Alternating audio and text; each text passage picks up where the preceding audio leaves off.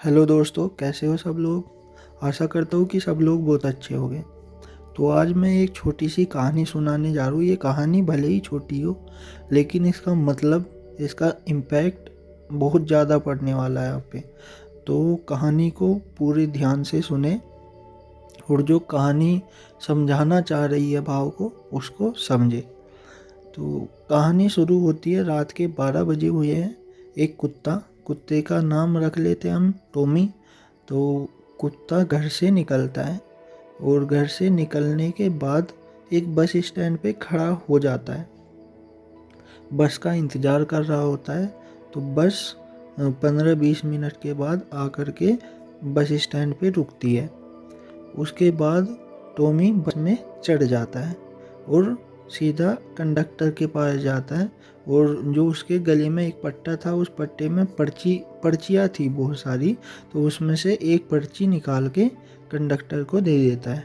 अब वो पर्ची पे उसका एड्रेस लिखा हुआ था कि ये कहाँ पे उतरेगा। ठीक है जी।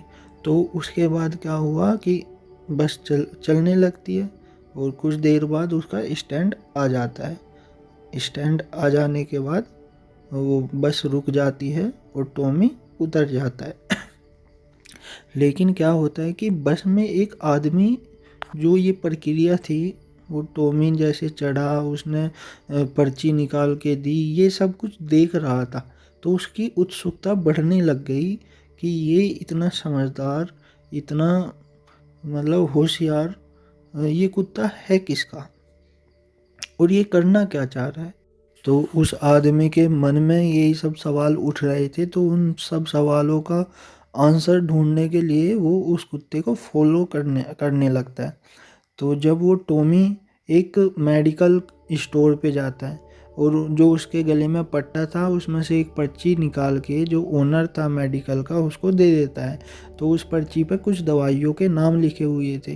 तो ओनर, जो मेडिकल का ओनर था, वो पढ़ता है उसके नाम और एक पॉलीथीन में जो भी मेडिसिन के नाम लिखे हुए थे, उसको पॉलीथीन में डाल के उसके गले में टांग देता है। उसके बाद टॉमी वहाँ से चल देता है और वहीं पर जहाँ से उतरा था वो बस स्टैंड पे जाके खड़ा हो जाता है और बस का इंतज़ार करने लगता है। अब जो आदमी उसको फॉलो कर रहा था, उसके समझ में आने लगता है कि ये इतना समझदार कुत्ता है, इतना वफादार है। जो भी इसका मालिक होगा, वो मुझे लग रहा है कि इस धरती का सबसे लकी इंसान होगा कि इतना समझदार। उसके मन में आने लगता है आदमी के कि हो सकता है कि जो इसका मालिक हो वो बीमार हो और ये उसकी दवाई लेने आया है। तो ये सब कुछ चीज़ें उसके दिमाग में चल रही होती है। अचानक वहाँ पे गाड़ी आके रुक जाती है और टॉमी उसमें चढ़ जाता है। तो वो आदमी भी सोचता है कि चलो यार, जब मैंने इतना कुछ देखा है तो देखता हूँ कि ये है किसका। तो वो आदमी भी उसके पीछे पीछे बस में चढ़ जाता है। अब जैसे आते टाइम किया था, टॉमी ने कंडक्टर के पास जाता है, पर्ची देता है कि एड्रेस लिखा हुआ था उस पर्ची पे कि कहाँ उतरना है, और उसको पैसे देता है और बैठ जाता है। और पीछे की सीट पे वो आदमी भी बैठ जाता है। उसके बाद थोड़ी देर चलने लगती है बस। तो उसका डेस्टिनेशन आ जाता है। डेस्टिनेशन पे अपना गाड़ी रुक जाती है। उसके बाद टॉमी उतरता है और पीछे पीछे वो आदमी जो देखना चाह रहा था कि ये किस, इसका ओनर कौन है, तो वो आदमी भी उतर जाता है। उसके बाद पास में ही कुछ दूर चलने के बाद टॉमी का घर आ जाता है। घर आ जाता है तो टॉमी का मतलब कि बैल बजानी थी टॉमी को, लेकिन वो पहुंच नहीं पा रहा था। बैल तक उसके हाथ नहीं पहुंच पा रहे थे। तो क्या किया टॉमी ने, पास में स्टूल रखा था तो वो स्टूल को खिसका के लाता है गेट के पास। तो उस पर चढ़ के फिर बैल बजाता है। अब ये सब कुछ आदमी देख ही रहा था। वो कहने लग गया कि वाह यार, कितना समझदार कुत्ता है। तो एक बार बैल बजाता है तो उसका ओनर नहीं खोलता है गेट। 2 बार बजाता है, 4 बार बजाता है, 10 बार बजाता है, फिर ओनर आ जाता है। तो गेट खोलता है। गेट खोल करके इधर उधर देखता है तो उसको पास में ही एक डंडा पड़ा हुआ चमकता है और उठा के उस कुत्ते को पीटने लगता है और खूब पीटता है। पीटने के बाद क्या बोलता है वो कि पागल, तुझे इतनी बुद्धि नहीं थी कि मैं सोऊंगा और तू मतलब चाबी नहीं लेके जा सकता था, ऐसे कैसे बैल बजा रहा तू।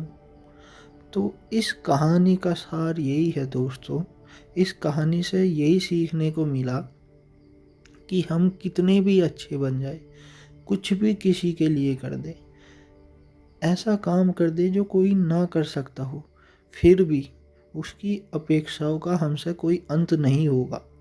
हम जितना उसके लिए करेंगे उसकी उम्मीदें उतनी ज़्यादा बढ़ती रहेगी। तो इसलिए दूसरे की अपेक्षाओं पे खरा उतरने की बजाय इंसान को अपने लिए कुछ करना चाहिए, अपने लिए ज़िंदगी जीना चाहिए, ना कि दूसरों को खुश करने में, दूसरों को अच्छा दिखाने में अपना पूरा जीवन बिता दे।